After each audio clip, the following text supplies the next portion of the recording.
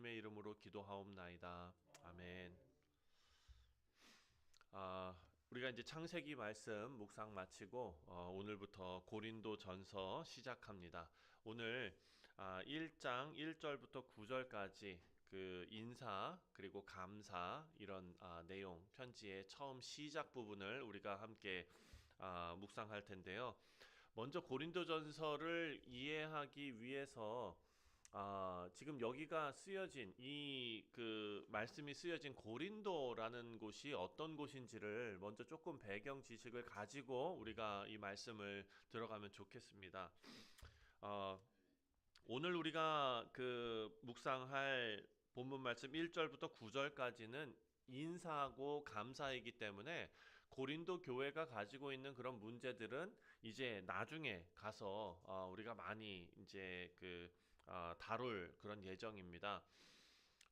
미리 말씀드리지만 고린도 교회는 그렇게 좀 아름다운 교회는 아닙니다. 예, 문제들이 참 많은 그런 교회였어요. 근데 그것을 이 지역의 특성과 우리가 연관지어서 조금 추측하고 또 생각할 수가 있습니다. 고린도전서 읽을 때 중요한 것은 왜 고린도 교회가 이런 문제를 가지게 되었는가에 대한 배경입니다. 먼저 고린도는 그때 당시 세계적인 그런 도시였습니다. 지금의 그리스 그쪽 지역이거든요. 항구 도시예요. 근데 지금 지도를 보면은 그쪽이 두 바다 사이에 이렇게 좀 있는 그런 곳이니까 배들이 그때 많이 다니지 않았겠습니까? 그러니까 동쪽 항구에서도 배들이 들어오고 서쪽 항구에서도 배들이 들어오고 이러니까 무역의 중심지가 될 수밖에 없습니다.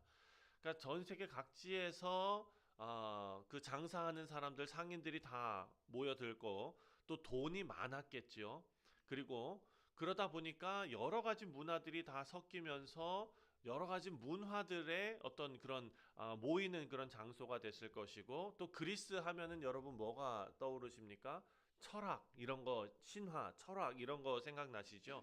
그러니까 그런 철학과 사상들 이런 것들이 다 몰려왔을 것입니다. 그러니까 오늘날로 말하면 뉴욕 같은 네, 그런 곳이에요. 그리고 또 뭐 LA 뭐 이런 식으로 여러 가지 그런 문화들이 섞여 있는 국제적이고 화려하고 그리고 성공을 쫓아가는 그런 도시였습니다. 그런데 동시에 이런 도시는 타락하는 그런 도시죠.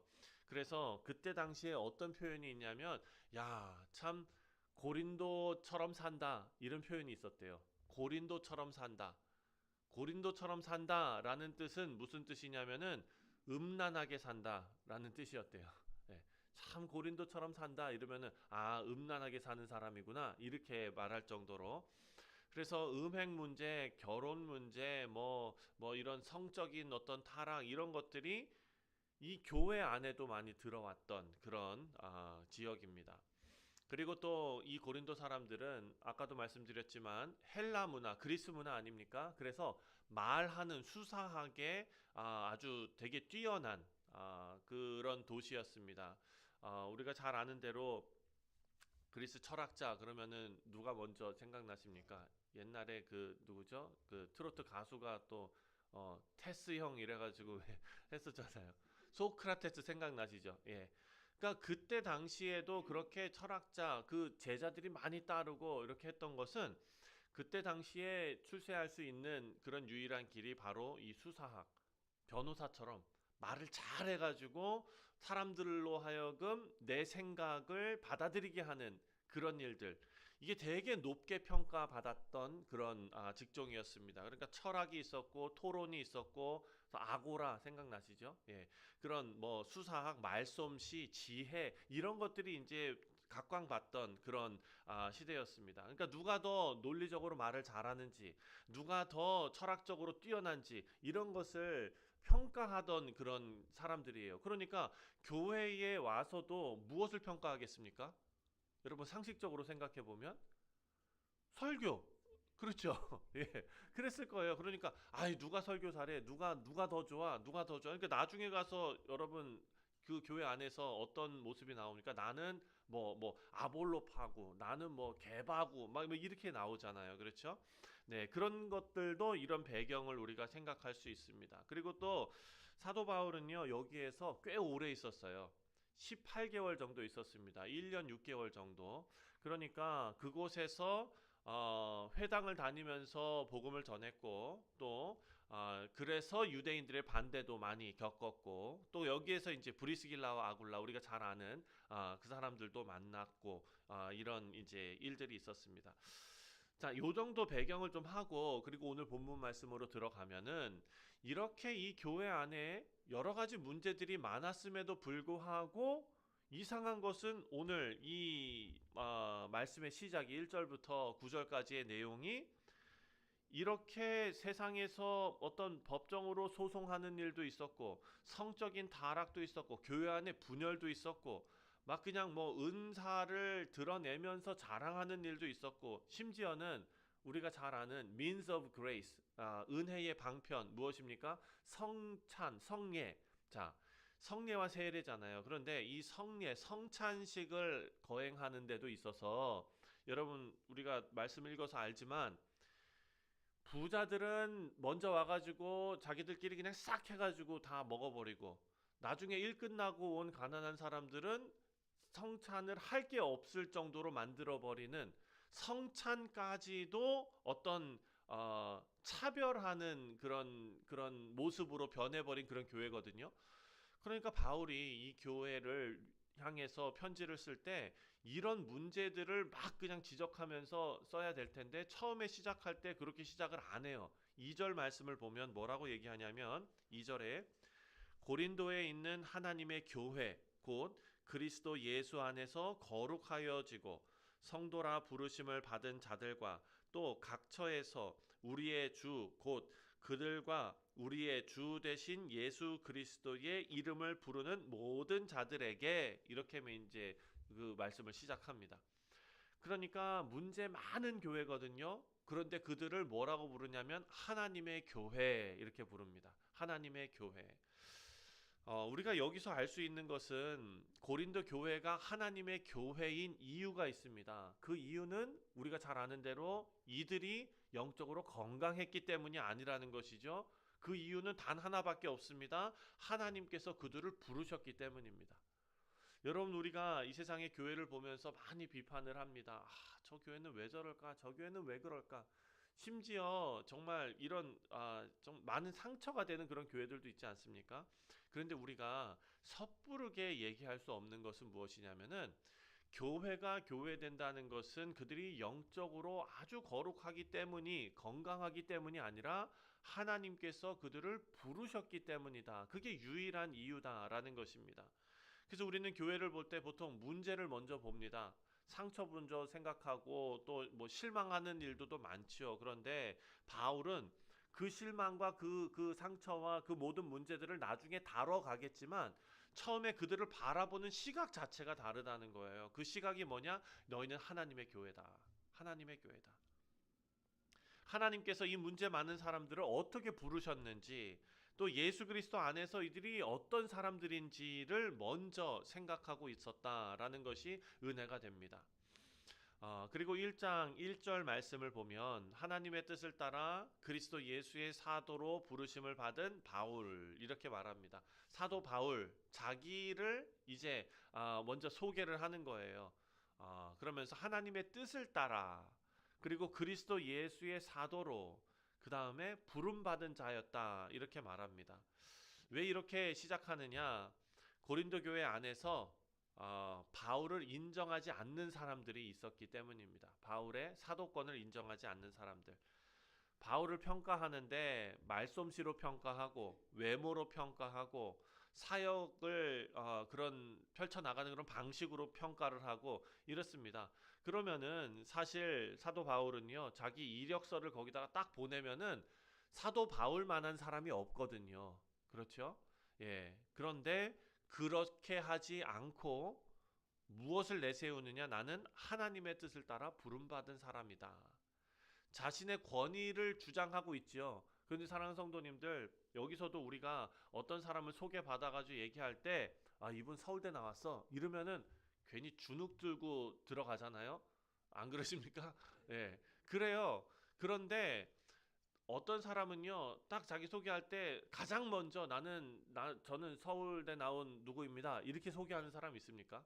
그, 그런 사람도 있을 수도 있지만 자신의 권위를 주장하는 것이 나의 학력이 되는 것입니까? 아니면 나의 권위를 주장하는 것이 나의 재력입니까?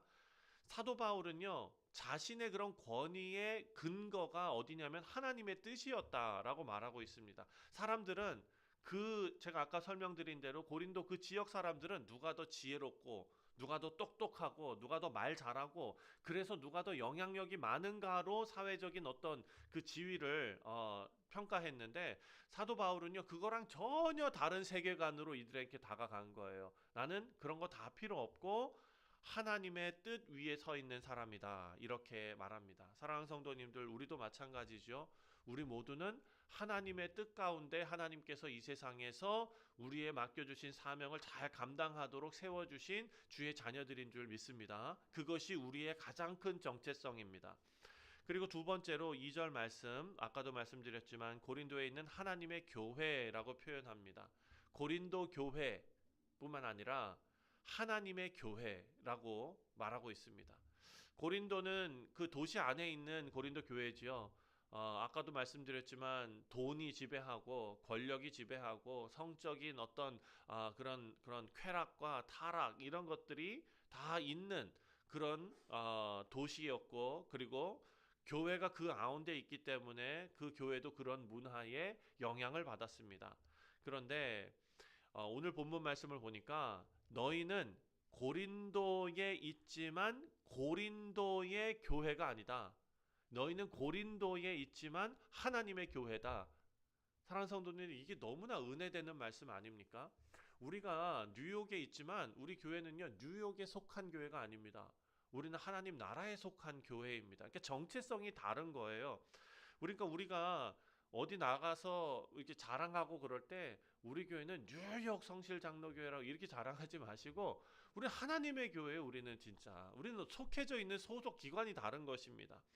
그래서 그 교회는 건물이 아니라 우리 각 사람들 아닙니까? 그러니까 우리는 직장 안에서, 가정 안에서, 또 미국 땅 안에서 이민자로 살아가지만 우리 정체성이 그것으로 결정되는 것이 아니다. 우리는 예수 그리스도 안에서 거룩하여지고 성도라 부르심을 받은 자들이다. 이것이 우리 교회의 정체성이고 우리의 정체성입니다. 이것을 지금 2절에 사도 바울이 고린도 교회에게 말하고 있습니다. 자, 우리는 아직 부족하지만 또 계속해서 성화되어 가고 변화되어야 하지만 이미 그리스도 안에서 부름받은 주님의 교회라는 사실을 꼭 기억하며 살아야겠습니다. 마지막으로 바울이요, 지금 고린도 교회는 은사를 자랑하는 교회 아닙니까? 그런데 그런 교회에게 은혜의 근원이 무엇인지를 보게 만들고 있습니다. 4절과 5절 말씀인데, 그리스도 예수 안에서 너희에게 주신 하나님의 은혜로 말미암아 내가 너희를 위하여 항상 하나님께 감사하노니, 이는 너희가 그 안에서 모든 일 곧 모든 언변과 모든 지식의 풍족함으로 그리스도의 증거가 너희 중에 견고하게 되어. 자, 먼저 하나님 앞에 감사한다라고 말합니다. 먼저 감사한다. 바울이 지금 이 고린도 교회를 책망할 것처럼 우리가 생각되지만 가장 먼저 너희로 인하여 하나님 앞에 감사한다라는 말을 강조하고 있습니다. 이들이 완벽해서가 아닙니다. 잘해서가 아닙니다. 바울이 이렇게 이야기하는 가장 큰 근거는 뭐냐? 이 고린도 교회 사람들이 하나님의 은혜 안에 있는 사람들이었기 때문입니다. 그러니까 하나님의 은혜가 실제로 그 가운데 있었기 때문에 그렇게 말하는 것입니다. 고린도 교회는 아까도 얘기했지만 언변과 지식의 그런 은사가 사람들에게 있었지요. 그런데 그것이 문제가 된 거예요. 너무 똑똑해서 문제가 된 것입니다. 하나님께서 주신 은사, 어찌 보면 선물 아닙니까? 그런데 그것이 다 자랑이 되었습니다. 내가 말을 얼마나 잘하고 교회에서 얼마나 내가 영향력이 있고, 이것이 자랑이 되는, 그것이 권력이 되는 그런 교회였습니다. 그런데 바울은 이런 고린도 교회의 그런 은사들을 다 부정하며 나쁜 거라고 얘기하지 않습니다. 그것을 하나님께서 주신 은혜다라고 인정하고 있습니다. 하지만 보는 관점이 다른 거예요. 너희가 가진 것은 너희에게서 나온 것이 아니라 그리스도 예수 안에서 주어진 하나님의 은혜다라고 지금 설명하고 있습니다. 우리 사랑하는 성도님들, 우리 교회도 은사가 참 많습니다. 어떤 분은 이런 모양으로, 어떤 분은 저런 모양으로, 또 어떤 분은 참 진짜 우리 권사님 중에서도 음식을 너무 잘하시는 분이 계시고, 어떤 분은 너무 아름답게 뭐를 하시는 분도 계시고, 여러 가지 은사들이 참 많습니다. 네, 사랑하는 성도님들, 그 은사를 묶어주는 것이 무엇이냐? 바로 하나님의 은혜와 사랑이다라는 것입니다. 자, 고린도전서 1장 8절 말씀을 보면 이렇게 말합니다. 8절에 주께서 너희를 우리 주 예수 그리스도의 날에 책망할 것이 없는 자 끝까지 견고하게 하시리라. 아멘. 주님께서 끝까지 견고하게 하신다라는 약속을 이들에게 먼저 주고 있습니다. 그리고 마지막에 9절 말씀에 너희를 불러 그의 아들 예수 그리스도 우리 주와 더불어 교제하게 하시는 하나님은 미쁘시도다. 아멘.